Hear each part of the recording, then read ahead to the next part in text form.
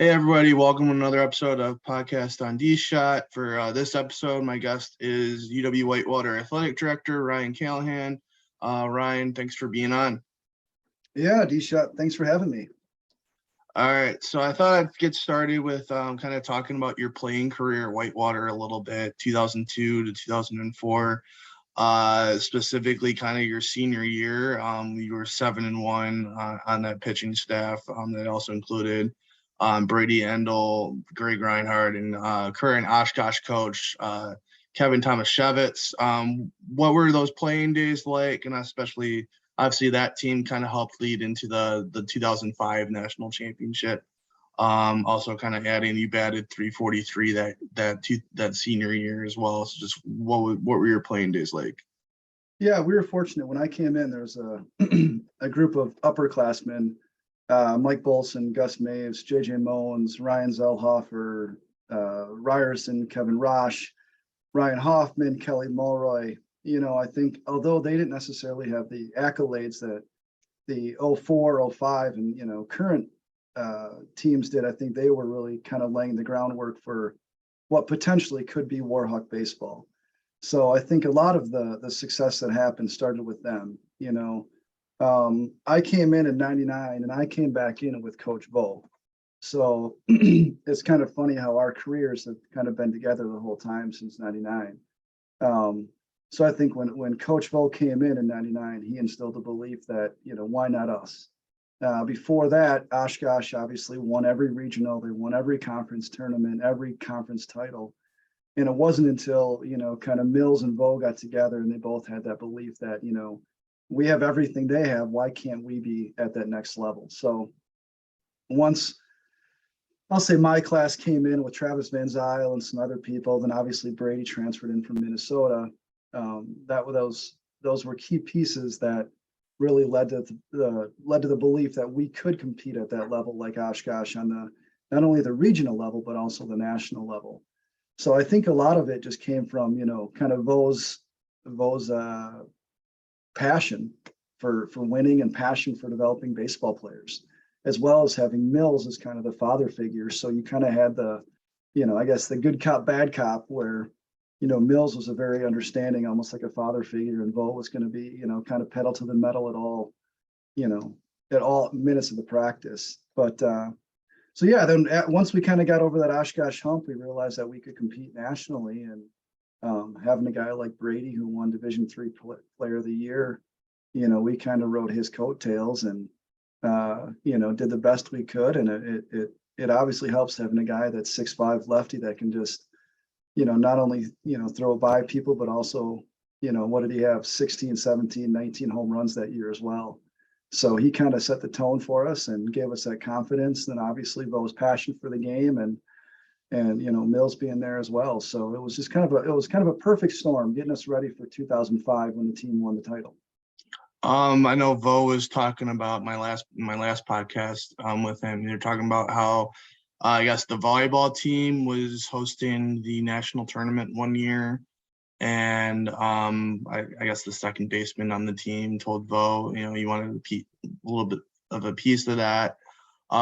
Did any of that kind of that national championship the volleyball team had kind of like motivate kind of that team, the teams that you were on a little bit? Or yeah, for sure. We were really close to the volleyball team. My class and the senior class that was there, whether with Lindsay Tomaszewicz, Kitty Monhart, Brittany Gustafson. I think once you get to know them and you see their success, and obviously Chris Russell is an amazing coach. When they won it in, I think that was like 2002 or whatever it was, I think we all realized, like, kind of why not us? And I really believe in the, kind of the mantra that, a tide rises all ships. So I think that not only seeing them win, but also hosting and being here for that national championships really helped a lot of the other teams. You think about it, after that, football took second place a couple of years in a row with Bursey. We obviously went to the World Series in '04. Everybody else kept climbing. Pat started to have a little bit more national success in basketball as well. Kerry was kind of kicking butt at that time too. So I think that national championship for volleyball really helped kind of propel everybody else. because Warhawk Athletics is a close-knit, it's a close-knit family. A lot of our athletes are friends with other athletes, so they see how hard they're working. They see what their off-season requirements are, not from the administration, not from the staff, just from each other. So I think once you get that one team that wins at that national level, I think that really does help everybody else. And it's like, all right, this is what they had to do. This is what we have to do now if we want to get there. And, since 2002, 2003, I think most teams have kind of had that success and won, not every year, but at every few years. This last year, obviously, Cary won to another national championship game. Last year, Vo was one pitch away from going to the World Series again.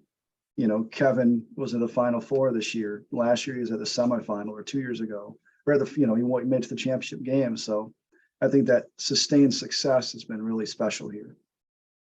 I guess all four of you, Reinhardt, Tomaszewicz, Endel, you guys all ended up after your playing days, having a little bit of a stint with in minor league baseball. What was that stint like for you? Obviously, I think your stint was with the Giants. Yeah, I was with the Giants and the Twins, and it was really special. It's one of those things when you're a kid, it's something that you dream about, playing pro baseball and getting paid for it. And, I'll never forget that, the first contract that I signed that said, Willie Mays Way on it from the check, and, got a couple tops checks and everything. So that was pretty special. And I don't know, like I said, it's just kind of, I was 24 at the time when I got signed, or 23. And it's just living out your dreams. It's meeting new people. It's seeing players that are really, really special. I was fortunate where Brady was special, Kevin was special, Greg was very special. When I got to go to practice, I saw these guys throw bullpens and everything else, and they were very talented. And then going to pro ball, there were some guys that were extremely talented, but a lot of them were just like Greg and Kevin and Brady and myself. So I think that helped with that transition to know that, what, this is what I dealt with every day of practice. I can be here. I'm supposed to be here. But just, living all over the country, that was very neat. Like I said, you're really living a childhood dream. You're getting paid to play baseball. I mean, it wasn't much money, but it was still a paycheck to play baseball. I guess what did you learn most from Mills and Vo, especially with kind of being on Vo's staff at one point? Yeah, I think it's kind of twofold. I think with Vo, the biggest thing was accountability. It's one of the things that, I try to instill in not only our student athletes, but our staff as well, as accountability. That's probably Vo's one of his finest qualities as a coach, is his ability to hold people accountable. That's something that I take with me in my day-to-day world, whether it's, me as a husband, me as a father, me as a coworker, me as a boss, whatever it is, it's about accountability. And I think the part that Mills had that is really unmatched by a lot of coaches is just the sympathy and the empathy. He always wanted you to do your best, try your hardest, but he was also there for discussion. If there was something going on, before my freshman year, I found out my father had stage 4 colon cancer. And that's one of the reasons why I ended up at Whitewater, was just kind of staying close to home. And Mills was always understanding if I had to run home, if I had to go to a doctor's appointment, if I had to do, anything for him. I think he was always that kind of the yin to the yang compared to Vo. So I think as far as a sympathetic, empathetic, but passionate person, that's definitely Mills. I still miss my conversations with Mills. When I was over in Roseman Hall and a couple different areas or roles, Mills would come over to my office once a week and just, kind of sit down, and we would talk Whitewater, talk Warhawk athletics, talk Bucks, Brewers, Packers, Badgers. He was just very invested into everything that we were doing in this university, in this town, and that's very special. And it's very much unmatched. There's not a lot of people that are like Mills that are coming up that are going to stay at one institution for that long. And like I said with Vo, he just had that, grit, he had that drive for success, but it was all for the right reasons. It was all holding us accountable. I think if you ask him about his 2005 team, that was probably one of the easiest teams that he had to coach because everybody knew what they had to do on every given minute, every given day. And I think that was a testament to how good of a coach he is and preparing his athletes for that next step, whether it's the conference tournament, whether it's the regional, or whether it's the World Series. He's just a phenomenal coach in preparing and holding people accountable. And that's pretty special. All right, so you talked about kind of being in those multiple roles at Whitewater. What kind of got you back to Whitewater? And then obviously, how does your playing career helped you in some of those roles, especially now as the athletic director? Yeah, honestly, D-Shot, the best years of my life were playing pro ball and coming to here as an undergrad. Um, when Mills, whenever you were a freshman baseball player, you had kind of an introductory meeting with Mills at the beginning of the fall. And Mills always said there's going to be three things. You're going to have a great education, you're going to have a great athletic career, and you're probably going to meet the best friends of your life, if not your wife. And I had all those three. So my 5.5 years here, 5 years here playing baseball it was amazing, and it was one of those things where if I can stick around, why not stick around? If I have to go someplace else, great, I'll go someplace else. But if this place meant that I had such a good experience with that I want to give back to, why not try to stick around? So I was fortunate when I got done playing, when I got released by the Twins, I knew I wanted to be in athletics and specifically baseball. So I talked to Dr. Bruce Bukowski, who was the director over in the advising center. And we kind of went over some different career paths and career plans. And he said, well, I'll tell you what, if I can get you not I can get you, but we have a program here that can get your master's in 2 years, if not a year and a half, depending on what you do. And for the last year, you might be able to work, have a job on campus to help pay for it. So a year goes by, I'm working grounds with Bo and Lance and everybody else. And then a spot opens up in Dr. Bukowski's office, and I had 1 year left on my master's, and he said, I'll do an emergency hire for you. So I worked in the advising center for that year, finished up my master's while I was coaching baseball. And then once I graduated, I applied for the job and I got it. And I continued to coach for the next 5 years while working in the advising center. So athletics was always a part of my life. Although I had a regular job from 7:30 to 4:30, at 4:45, I was always at Pruka, coaching the pitchers, helping out whatever I could. So I knew I wanted to have that a part of my career, but I wasn't sure how to get to that point. Obviously with Bo, at one time I thought I would kind of be the heir apparent to Coach Bo, but that could be 5, 10, 15 years down the road. Then there was an opportunity to work for camps and conferences, which are a big part of Warhawk athletics because that's how they subsidize a lot of their budgets through their camp program. So I thought it was a kind of a no-brainer to be within the administration, get some more experience and work with all of the coaches and not just, baseball. So I did that for 5 years and maintained my role for the most part with coaching. So now I had the budget, the management, working with other coaches as well as the coaching perspective. And then eventually Bob Lanza's role opened up over here as the kind of assistant AD for internal operations. And I did that for a couple of years. And then here we are now. So I think the areas of that has really helped me out is one, we're working for UW system. System has a lot of policies and procedures. So I feel like I'm fairly well versed in that. UW-Whitewater has a lot of policies and procedures. So I'm fairly well versed in that. Then obviously athletics has the compliance piece as well. So I feel like having been here for those 10 years prior, I have a wealth of knowledge of how to process things and how to get things done, how to make things happen, I guess you could say. And then the other part, as you said, D-Shot, is how did my playing career help? I think just going through the day-to-day process of being a Warhawk student athlete in a pretty successful program really helped me. I know what, not to a T, but I know what a lot of our student athletes are going through, with the different seasons, whether it's in-season training, off-season training, in the summer, over winter break. So, when I sit down and talk to our student athletes and we go through some of their senior exit interviews, a lot of the things I hear are the same things that I went through. And a lot of those are very, very positive. Now, obviously, there's some things that we can, improve on and we need to improve on, but I think I can relate to them as well.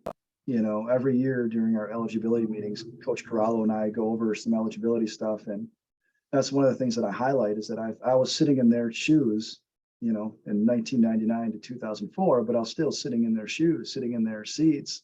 So I know kind of the struggle of, competing in a program that doesn't stop, getting good grades and, whatever academic program you have while trying to have some semblance of a social life.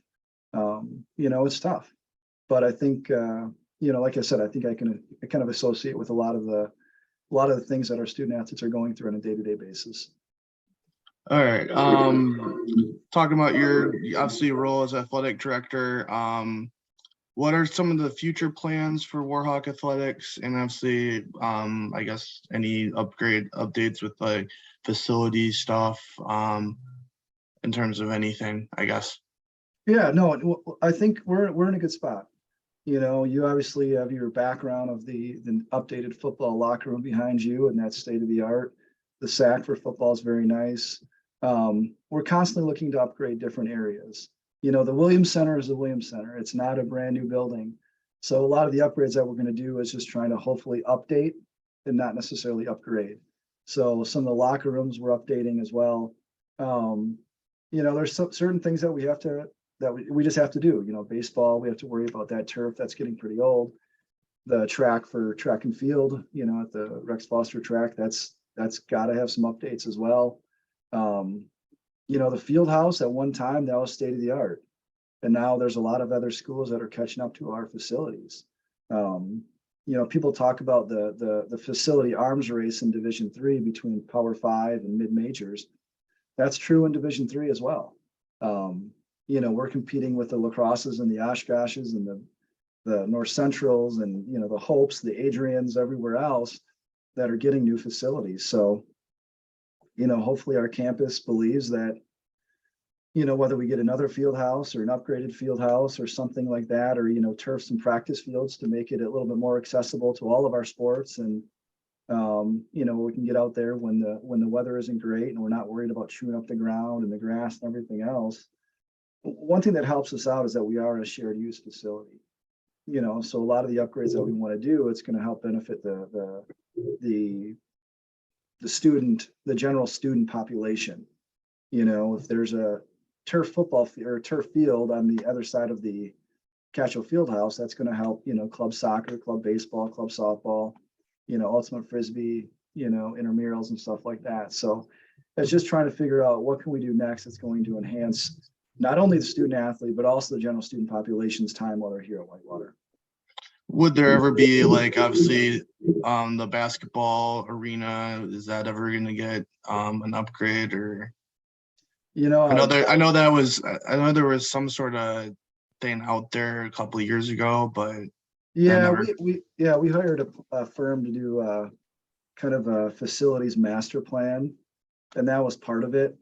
But I think what's tough now is that there's a lot of areas on campus that have to be worked on. And I don't necessarily know our basketball office or our basketball facility is, kind of one or two. Winther Hall, I mean, obviously D-Shot, Winther Hall, that's one area on campus that we have to get some work on. So hopefully once we get that done and, that's some upgrades and that's a little bit more accessible to our student population, then we can start turning our attention to some of the athletic facilities like we did 20 years ago. Okay. And obviously, like, wouldn't the football press box be another one? Because I know I was at the Oshkosh one. It was kind of nice that Oshkosh had a elevator in that. Yeah, everything's kind of on the table right now. It's just a matter of what kind of support, with funding can we get from the university, from the students, from donors, from fundraisers. If we have a donor that would love to give the press box, then yeah, let's work on getting a new press box. But, we might have somebody that would like to give some money that wants to go specifically to student athlete enhancements. So that could be, converting a room to a study table room.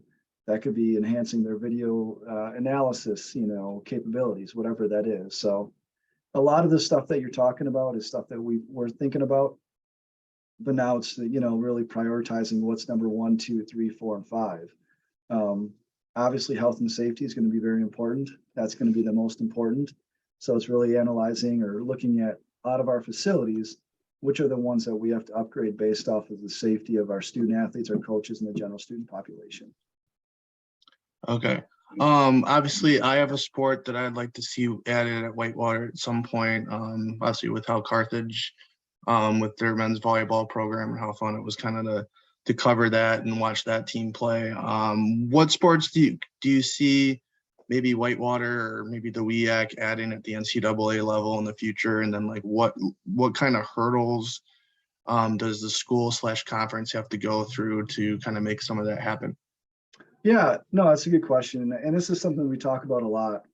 I think when you look at adding sports, you're going to first look at what sports is the conference closest to adding as a conference sport that could get an automatic qualifier into the NCAA tournament. Lacrosse, women's lacrosse. There's a number of schools in the WIC that have women's lacrosse. Hockey, there's always going to be a hurdle in Whitewater because we don't have a rink here. If there was a city rink, that would be something that we might be able to add. But, we had club hockey and they were going to Janesville or they were going to Stoughton. That's just not, that just not feel safe, So women's lacrosse is probably one of the up and coming sports. Women's wrestling, Stevens Point has women's wrestling, and I hear that's going very well. So I think probably those two are the sports that people would talk about the most when it comes to adding. As far as hurdles, a lot of that's going to be the obvious ones as far as budget. If we had a sport, yeah, it's not going to cost a ton to get that sport going, but we're going to have to hire a coach and we're going to have to hire potentially an assistant coach. And then we're talking about our training staff. We're already, kind of busting at the seams with our trainers and how many sports they have. Sports information directors, just overall support staff with not only that sport, but just covering all the other sports as well. So really it's budget, it's staffing. Then lastly, and this, I don't know, this could be number 1 or number 3, it's facilities. If we add lacrosse, do we put them on the football stadium? Do we put them on the soccer field? Do we convert the old varsity soccer field as the varsity lacrosse field so they have their own space? We're in a pretty good spot because we don't have a ton of shared facilities, especially in the same season. So that would be the other part that we have to look at is just what facilities do they need and what can we provide them for those facilities? And obviously it doesn't like Title IX kind of, that's another thing that kind of also comes into that. Yeah, that's where we'd be really looking at a female sport. Okay. Women's wrestling, women's lacrosse. The other area that I haven't done too much research in, but I think Stout and River Falls have an esports that fall under athletics. I know Carthage has that too, I think. So, yeah, and I mean that's becoming more and more popular. So we're always evaluating some of the stuff, stuff like that. Okay. It's stunting. That's not necessarily big up here, but down south, that's pretty big, where it's kind of a modified gymnastics type of thing, that something we could look at, but really it comes down to, what is the university going to support as far as budget, and then what facilities do they need, and is that going to interfere with anything we're already doing? Would men's volleyball at some point be something that they look at if it's a women's sport kind of gets added at some point? Yeah, I think at some point, I think we'd have to add a couple of women's sports before we add men's volleyball. Okay. But I love volleyball. Volleyball is one of my favorite sports to go to. So, if we could add, especially men's volleyball, I think that'd be fantastic. But, until some other pieces are kind of put into place or we manage some other things, that's not going to be, the highest on our to-do list. Okay. I think if you guys added men's volleyball at some point, I don't think JW Keycuffer would like that. No, I can't believe that. Yeah. So, where am I at on this? Favorite Whitewater sports moment, baseball and any other sport? Yeah, there's a lot. You talked about the 2002 volleyball national championship game, being in the crowd next to that, with some buddies and some other football players and baseball players. And that was pretty special. Um, Going to the World Series in 2004, beating St. Thomas to go, just that whole experience was really special. Like I said, kind of going from that mentality of Oshkosh is king to why not us to, hey, we're there. Let's figure this out. That was pretty neat. Um, St. John's, the football game against St. John's, and what was that, 2019? Yeah, I left that game early. Well, that was amazing. Chris Lineker and I, when he was still here, we used to talk about just how exciting that game was. Whether that was Whitewater or the Packers or the Badgers, that was just an absolutely unbelievable game. Good atmosphere. It was loud. It was cold. It was just what you want, in a St. John's, UW game, and it was pretty special. So probably those. I went to the cross country regionals this year. That was really neat seeing Mills's team do well. Mills is a dear friend of mine, and just kind of seeing him have that success, at the, I don't want to say at the tail end of his career, but, as he's getting a little bit older in his career, and seeing the guys just, just so happy and elated to win, and so happy for Mills. There's just a lot of them. Every sport, I kind of have I have my own moments in each of the sports. And obviously this year with with Kerry going to the Final Four, I mean, beating Smith on a last second shot, beating Oshkosh at home to go to the Final Four with just an absolutely rocking gym. Like, I've given myself the chills talking about that run because it was so special. Then obviously going to the Final Four and beating Amherst in a somewhat of an ugly game, but coming out on top. And then that first half against Hope, I think we're all even at 40 or whatever it was, and thinking, holy cow, we're 20 minutes away from a potential national title. So every sports has their moments. But those are some of the ones that really, that I think about on my drive home, or, just kind of the highlights. And a lot of it's, just seeing the coaches, and I've had a lot of experience with these coaches. I know a lot of them personally, and have a lot of history with them, and seeing them have success is really, really special. And obviously we're here for the student athletes. So getting to know some of these student athletes and seeing them in there, on their field or their court or on the bowling alley or on the, wherever it is, and seeing them compete and have success is just something really, really special. I would probably say, mine would be the either it's kind of a 1-2 Cordell Young's game winner in the national championship.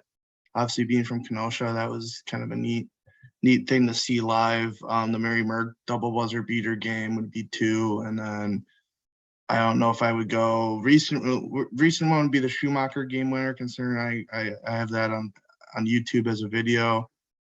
Maybe Lance Leipold's last win at home sticks out because that was my graduation day and it ended in 20-14.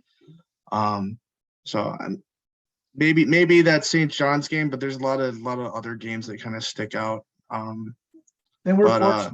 Yeah, we're fortunate. I mean, you think about the history of Warhawk athletics, there's a lot of those moments that are pretty special. Softball, the regional where our outfielder robbed a home run. Yeah, Kate Catino.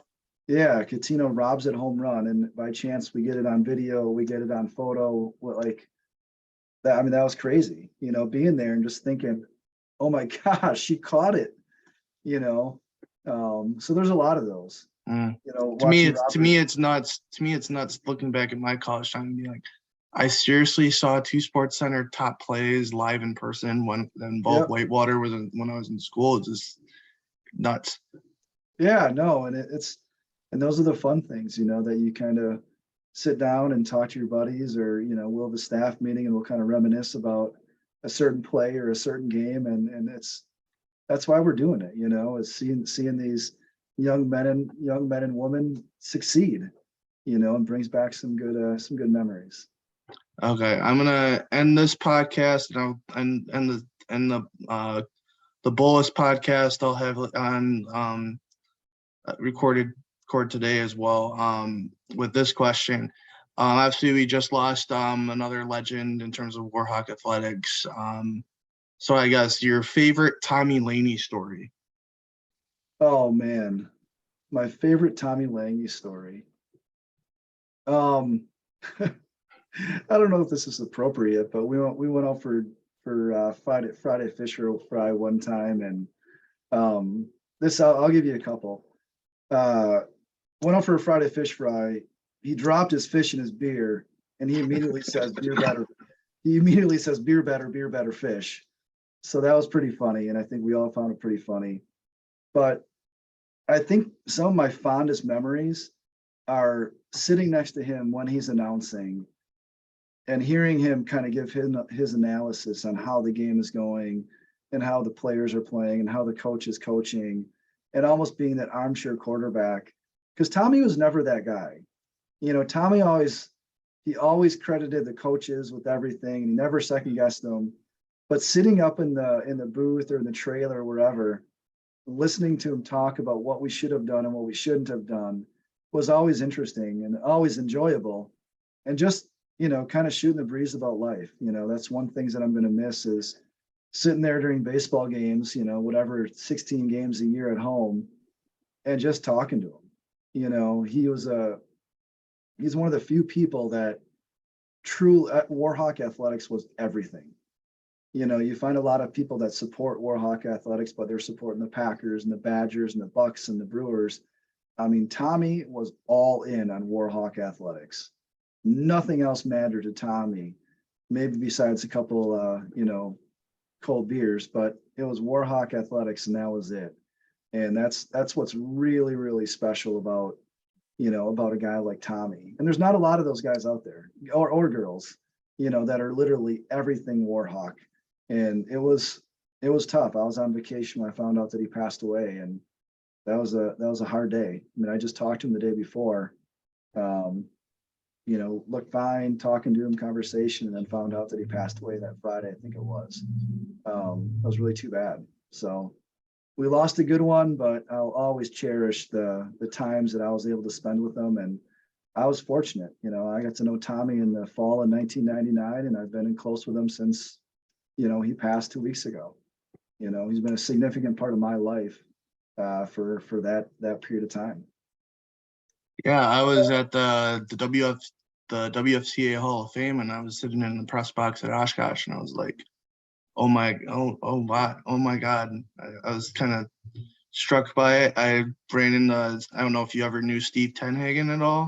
Yep. I ran into him, said hey to him on the field, and I was the first person to tell Steve, that Tommy had passed. And so yeah, so we definitely lost a good legend. So yeah, we lost him, and then obviously Derek Gray passing away, shortly thereafter. We've had a tough couple of weeks in Warhawk athletics. We lost some legends, and I'm sure this fall there's going to be a lot of reminiscing, and there's going to be a lot of conversations about what those two meant.